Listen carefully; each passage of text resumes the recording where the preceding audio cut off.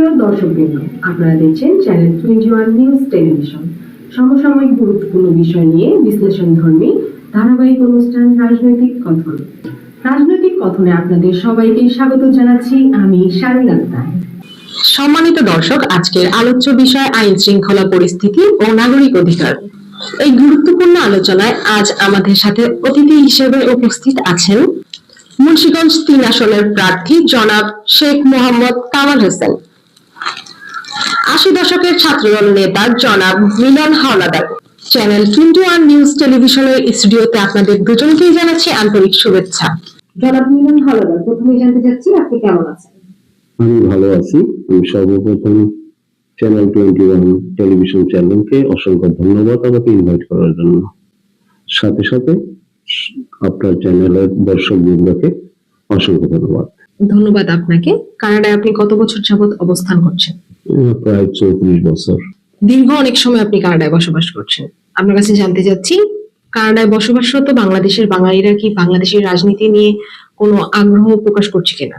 তো বাংলাদেশি যারা ওখানে বসবাস করে, আমার কাছে মনে হয় তার প্রতিটা মুহূর্ত, প্রতিটা ক্ষণ বাংলাদেশ নিয়ে ভাবছে। আমি আপনাকে যে ব্যাপারে বলবো, এখানে যেমন বাংলাদেশ আওয়ামী লীগ আছে, বাংলাদেশ বিএনপি আছে, ওখানে এটা নামটা চেঞ্জ হয়ে যায় বাংলাদেশ আওয়ামী লীগ কানাডা। আমাদের মধ্যে আপনাদের থেকে অনেক বেশি উত্তেজনা আছে, কিন্তু একটা পার্থক্য আছে। সেই পার্থক্যটা হলো যে ওখানে মানুষ আইনকে শ্রদ্ধা করে, ভদ্রতার সাথে কোনো অকারেন্স নাই। আমরা একে অন্যের সাথে যুক্তি তর্ক করি, কিন্তু আমরা কোনো ভায়োলেন্সে জড়াই না। আপনাকে অসংখ্য ধন্যবাদ। জানতে চাচ্ছি বাংলাদেশের জাতীয় দিবসগুলোকে ওখানে পালিত হচ্ছে কিনা? আপনারা সারপ্রাইজ হবেন যে বাংলাদেশের যতগুলি প্রোগ্রাম আছে, ওটা বাংলাদেশের কমিউনিটি একটা এরিয়া আছে যেখানে অনেক বাংলাদেশি বসবাস করে। সেখানে আমাদের শহীদ মিনার পর্যন্ত আছে। বিভিন্ন দিবসে আমরা ওই শহীদ মিনার বা বিভিন্ন হলগুলিতে আমরা সমস্ত দিনগুলি পালন করে থাকি। আপনারা বাংলাদেশে যেরকম আনন্দ উদ্দীপনার সাথে পালন করেন, আমরা একইভাবে পালন করে থাকি। শুনে ভালো লাগলো, ধন্যবাদ আপনাকে। 80 দশকের রাজনীতি আর বর্তমান বাংলাদেশের রাজনীতির মধ্যে আপনি কি কোনো পার্থক্য দেখছেন? Good question. 80 দশকে আমরা যখন রাজনীতি করতাম, তখন এই মাস পিপল এই রাজনীতির সাথে জড়িত ছিল না। এখন এবার বাংলাদেশে এসে দেখলাম বাংলাদেশের অনেক জনসাধারণ অনেক রাজনৈতিক সচেতন, কিন্তু একটা বিরাট পার্থক্য দেখতে পেলাম, যেটা হচ্ছে যে আপনার আইন শৃঙ্খলা, ল এন্ড অর্ডার সিচুয়েশন আগের থেকে অনেক খারাপ। আগে আমাদের মধ্যে ধৈর্য থাকতো, আমরা একে অন্যের সাথে কথা বলতাম। এখন এমন একটা পরিস্থিতি সৃষ্টি হয়েছে যে রাজনৈতিক ব্যাপার নিয়ে আলোচনা করলেই বিভিন্ন ধরনের প্রবলেমের সৃষ্টি হয়, একে অন্যের সাথে ঝগড়ায় জড়ায়া যায়। অন দি আদার হ্যান্ড, আমাদের সময় যেমন ডিজে পিয়ারেন্স ছিল না, কারো ধরে নেওয়া যেত হঠাৎ করে। তারপরে কারো ওই যে কি বলে আপনাদের একটা ঘরের মধ্যে দীর্ঘ সময় ই করে রাখতে, কি বলে ওইটাকে, যেটাকে বলা হয় আপনার আয়না ঘরে রেখে দিত, এগুলি ছিল না, এগুলি এখন বর্তমানে ছিল। অন দি আদার হ্যান্ড, আরেকটা জিনিস যেমন এই সরকারের আমলে আমি দেখতে পেলাম, যেমন আমার এক বন্ধু সে কানাডাতে আমার বাসায় গেছে, ভ্রমণ করছে কানাডাতে তার ফ্যামিলি সহ। সে আওয়ামী লীগ করে, সে আবার এখানে ফিরে আসছে। আমি কিছুদিন আগে গত 26 তারিখে বাংলাদেশে আসি। আসার পরে আমি জানতে পারি যে আমার বন্ধুকে ফোন করি, সে বললো আমি ভীষণ বিপদে আছি। কি বিপদে আছে? যেহেতু তার ওয়াইফ এবং তার ছেলে আওয়ামী লীগের রাজনীতির সাথে জড়িত, তাদের দুজনকে পুলিশ খুঁজছে। অপরাধটা কি? তারা একটা রাজনৈতিক মতাদর্শে বিশ্বাস করে এবং তারা কোনো ক্রিমিনাল অ্যাক্টিভিটির সাথে জড়িত না। হ্যাঁ, আওয়ামী লীগের অনেক এই গত 5ই আগস্ট অনেক ঘটনাই ঘটছে, অনেকে দেশের মানুষকে করা হয়েছে। যারা অপরাধী তাদেরকে শাস্তি দেওয়া হোক, তাদের কোনো অসুবিধা নেই। কিন্তু এই যে ভদ্র ফ্যামিলিটা যেহেতু আওয়ামী লীগ করে এবং তারা বিভিন্ন প্রোগ্রামে যেতে পারবে না, তারা তাদের মত দর্শ প্রচার করতে পারবে না, তারা কোনো মিটিং এ জয়েন করতে পারবে না, এই জিনিসগুলো আমাদের সময় ছিল না। তো পরবর্তীতে পুলিশ আমার বাসায় যায়, আমার বাসায় যে আমাকে জিজ্ঞাসা করে তারা কোথায়, আমি তাদেরকে জিজ্ঞাসা করি do you have a warrant any warrant, and the gentleman say we don't, তার কোনো ওয়ারেন্ট নাই। তাহলে আপনারা তারা কেন খুঁজতেছেন? আমাদের প্রয়োজন। এইটা কিন্তু বাংলাদেশের স্বাধীনতার পর থেকে ভাই ভালো বলতে পারবেন, 54 যে একটা ধারা আছে, এটা কিন্তু প্রতিটা সরকারই কিন্তু বলে গেছে আমরা এটাকে তুলে নেব। আজও পর্যন্ত 55 বছর পর্যন্ত 54 যে ধারাটা ব্যবহার করতেছে, এটা একটা আমি বলবো যে ইভিল ল, শয়তানের আইন। এই আইনটা দিয়ে সাধারণ জনগণকে আপনার নির্যাতন করা হয়, অত্যাচারিত করা হয়। এটা খুবই দুঃখজনক। এই যে কালো আইন, এই আইনটাকে আজ পর্যন্ত বাংলাদেশে গভর্নমেন্ট চেঞ্জ হচ্ছে, কিন্তু ওই একই কালো আইন আজও পর্যন্ত কেউ ক্ষমতায় থাকলে না থাকলে কয় কালো আইন বাতিল করতে হবে, as soon as ক্ষমতায় চলে যায় ওটা নিয়ে কোনো বাক্যই ব্যবহার করে না। ওকে, এই কারণে সাধারণ জনগণের উপর যে নিপীড়ন, যে নির্যাতন, এই আগামীতে আমি আশা করব যে সরকার যেন এই আইনটা as soon as possible তুলে নেয়। তারপর আমি পুলিশ অফিসারকে বললাম আমার কি অপরাধ, তখন বললো যে তাদেরকে কেন দরকার, আপনার কাছে তাদের কোনো ওয়ারেন্ট ইস্যু নাই, কোনো কিছু নাই, তো আপনারা তো আমি রিয়েলি কনসার্ন, আমাকে থ্রেট করছে। এখন আমি ভাবতেছি যে আমি দীর্ঘ 34 বছর পর দেশে আসছি, আমি ভাবতেছিলাম হয়তোবা আমি অ্যাটলিস্ট একটা মাস অপেক্ষা থাকবো, কিন্তু আমি রিয়েলি কনসার্ন নাও, আমি যে কোনো সময় এখান থেকে চলে যাব। আমি খুবই ভীত, সন্ত্রস্ত। ঘটনামূলক বক্তব্যের জন্য আপনাকে ধন্যবাদ। আপনার কাছে আমার শেষ প্রশ্ন, ভবিষ্যৎ বাংলাদেশকে আপনি কেমন দেখতে চান?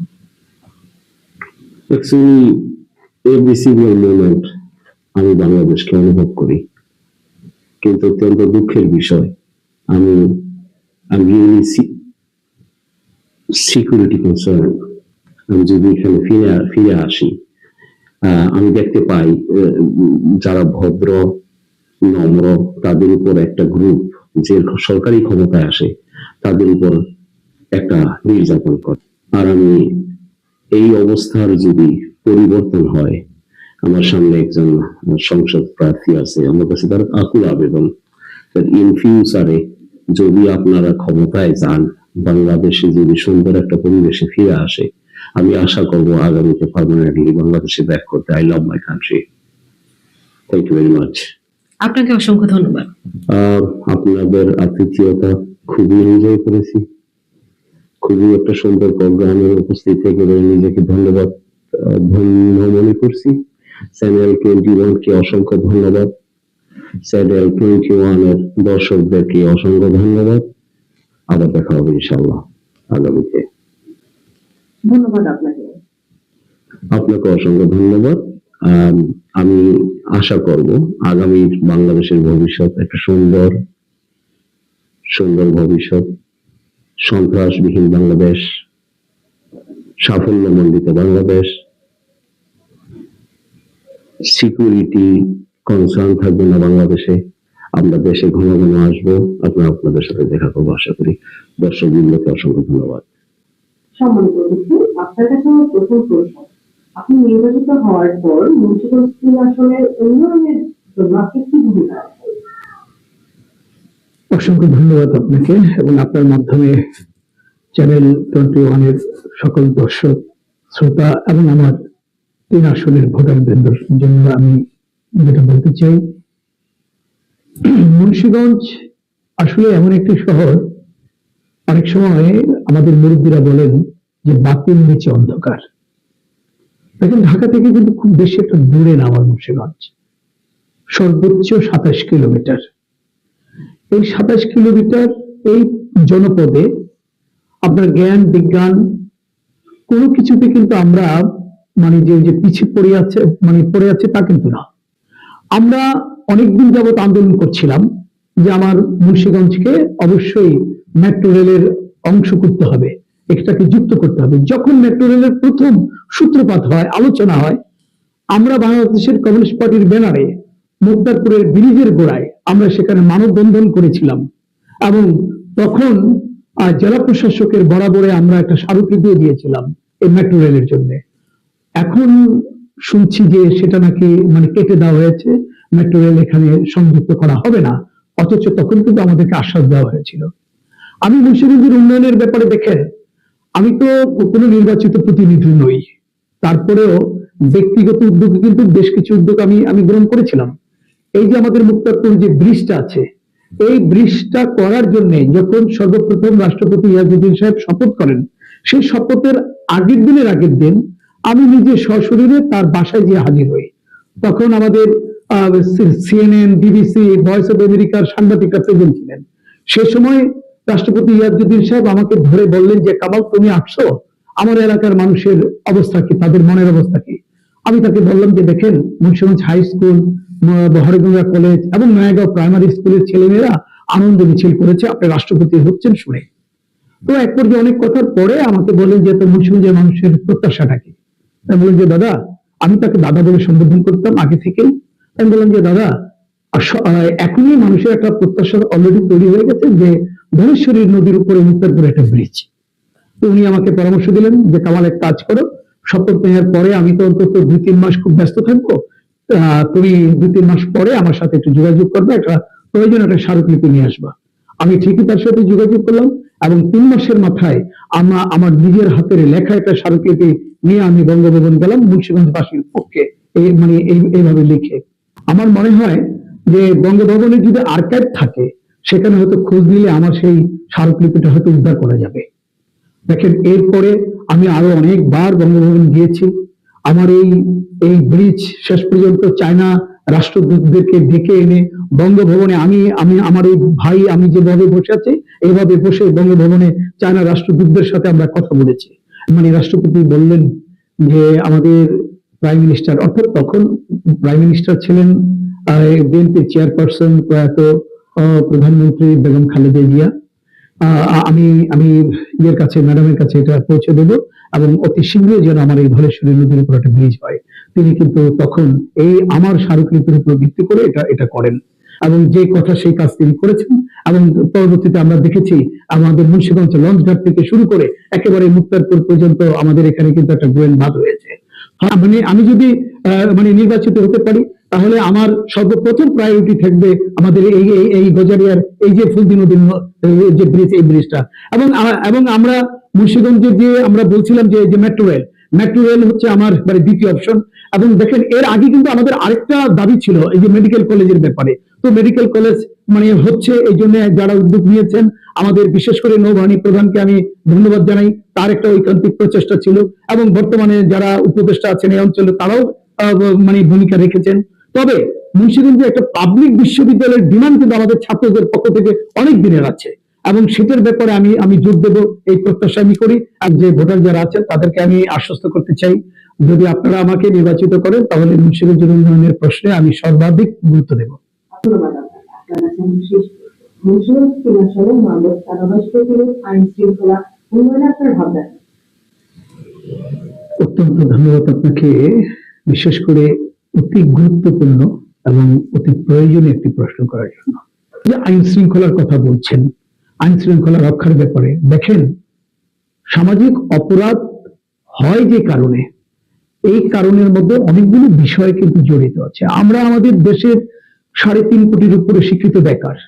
এই 3.5 কোটি শিক্ষিত বেকার মানুষগুলোর কোনো কর্মের কোনো জায়গা নেই। শুধু শিক্ষিত বেকার না, শিক্ষিত বেকারের বাইরেও আমাদের যারা অর্ধশিক্ষিত বা কম শিক্ষিত, তাদের মধ্যে কিন্তু অনেক বেকার লোক আছেন। আমরা দেখেছি বিগত করোনা কালে এবং এই ইন্টারিম সরকারের এই 1-1.5 বছরেও এই দেশে কিন্তু প্রচুর শ্রমিক তারা কর্মহীন হয়ে পড়েছেন। দুঃখজনক হলো সত্য এবং অপ্রিয় হলো সত্য, এই করোনা কালে এবং এই ইন্টারিম সরকারের আমলেও নতুন নতুন কিছু কোটিপতির জন্ম হয়েছে, যেখানে মানুষ কর্ম হারায়, মানুষ ঠিকমতো খেতে পায় না। মানুষ এই দেশের মানুষের একটা প্রায় 1 কোটি মানুষ আছে যারা রাতে না খেয়ে ঘুমাতে যায়। সেই মানুষগুলো থাকা সত্ত্বেও এই দেশে কি করে আবার নতুন করে ধনী জন্ম হয়? ফলে এই যে একটা মানে দুর্বৃত্তায়নের যে চক্র, এই দুর্বৃত্তায়নের চক্র বহুকে যদি আমরা ভাঙতে না পারি, তাহলে আসলে আইন শৃঙ্খলা রক্ষা করাটাও কঠিন। দেখেন, এই যে আমার এই ভাই এখানে বক্তব্য দিতে গিয়ে বললেন যে তার এক বন্ধু একটা বিশেষ রাজনৈতিক দলের মানে তার পরিবারের মানে কেউ একজন রাজনৈতিক দলের সাথে জড়িত, কিন্তু তার বাসায় চলে গেছেন সেই মানে আসামি খুঁজতে। তিনি জিজ্ঞেস করছিলেন যে মানে ওয়ারেন্ট আছে, তারা ওয়ারেন্ট দেখাতে পারেন নাই, অথচ তিনি কিন্তু মানে লিগেলাইজ, তাকে হুমকি দেওয়া হলো। প্রশাসনের কথা ওনার কাছে যেটা জানলাম, যে এই যে বিষয়গুলো, এগুলি কেন হয়? আওয়ামী লীগের আমলে আমরা দেখেছি যারা জামাত করেছে কিংবা বিএনপি করেছে, এই ধরনের মানুষগুলিকে ঘর থেকে ধরে ধরে এনে মানে বিভিন্ন জায়গায় খুন, গুম, আয়নাবাজি ইত্যাদি ঘরের মধ্যে রাখা হয়েছে। এখন আবার ইন্টারিম সরকার, তখনও যদি এই ধরনের কথা শুনতে হয়, মানে ওই প্রশাসনের লোকেরা মানে অতিরিক্ত ক্ষমতা দেখাইতে চান, তারা আইন বহির্ভূত ক্ষমতা প্রয়োগ করতে চান, এটা কি দুঃখজনক নয় কি? দেখেন, আগামীতে যারা ক্ষমতায় আসবেন তারাও যদি একই চর্চা করেন, তাহলে আমরা জনগণ কোথায় যাব? সেই জন্য আমরা প্রায় বলি, ওই শুধুমাত্র আমাদের বিএনপি গেল, আপনার আওয়ামী লীগ আসলো, কিংবা আওয়ামী লীগ গেল, বিএনপি আসলো, বা জাতীয় পার্টি আসলো, জামাত আসলো, এই দিয়ে দেশের মানুষের গণমানুষের কোনো উন্নয়ন হবে না। আমাদের দলের পরিবর্তন ঘটালে চলবে না, লাগবে ব্যবস্থার বদল। আমরা এই জন্য বলি, ব্যবস্থার বদল ছাড়া এই দেশের যেমন মানুষের উন্নয়ন হবে না, এই দেশের আইন শৃঙ্খলারও উন্নতি ঘটানো মোটেই সম্ভব না। ছোট্ট একটা পুঁজি নিয়ে একটা রাস্তার ধারে কিছু বিক্রি করছেন, আপনি তাকে মানে লাথি মেরে উঠাই দিচ্ছেন, তার পেটে লাথি দিচ্ছেন। এই যে আমরা এই সময় এই জন্য অনেক সময় কষ্ট দুঃখ করে বলি যে ভাত দেয়ার ভাতার না কিল মারার গোসাই। আমাদের সমাজ এবং রাষ্ট্র তো সেই জায়গায় চলে গেছে। সুতরাং আইন শৃঙ্খলা রক্ষা করতে হলে মানুষের আগে কর্ম ব্যবস্থা করতে হবে। হ্যাঁ, তারপরও যে সকল মানে অপরাধগুলো হয় সমাজে, অসামাজিক যে সকল কর্মকাণ্ডগুলো হয়, সেগুলিতেও আমরা মানে টেনে ধরবো, এবং মানে অপরাধের যে ধরনগুলো বিবেচনা করে সেখানে আমরা সর্বোচ্চ প্রতিকার যেটা করা দরকার, সেই প্রতিকারের ব্যাপারে আমাদের দৃষ্টি আছে। আমি আমার ভোটারদেরকে আমি আশ্বস্ত করতে পারি, এই ব্যাপারে আপনারা নিশ্চিত থাকতে পারেন। আপনাকে ধন্যবাদ। চ্যানেল 21 নিউজকে আমি ধন্যবাদ জানাচ্ছি আজকে একটি মানে প্রাণবন্ত আলোচনার জন্য, এবং আমি আমার ভোটারদের উদ্দেশ্যে যে কিছু কথা বলার সুযোগ পেয়েছি, এই সুযোগ করে দেওয়ার জন্য আপনাদের সকলকে, আপনাদের কলাকুশলী যারা আছেন সকলকে আমি আমার আন্তরিক ধন্যবাদ জানাই। ধন্যবাদ জানাই আমার মুন্সিগঞ্জ 3 আসনের অর্থাৎ সদর এবং গজারিয়ার যে ভোটার ভাই বোনেরা আছেন, তাদেরকে আমি ধন্যবাদ জানাই। আমার এতক্ষণ আলোচনার সাথে তারা যে ছিলেন, আমার সাথে থাকার জন্য আমার প্রিয় ভোটারদের প্রতি আমি ধন্যবাদ জানাই, এবং তাদের সকলের সুস্বাস্থ্য এবং তাদের মঙ্গল কামনা করে আমি আমার আলোচনা এখানে শেষ করছি। দর্শকবৃন্দ, আপনাদের অসংখ্য ধন্যবাদ আমাদের সাথে যুক্ত থাকার জন্য।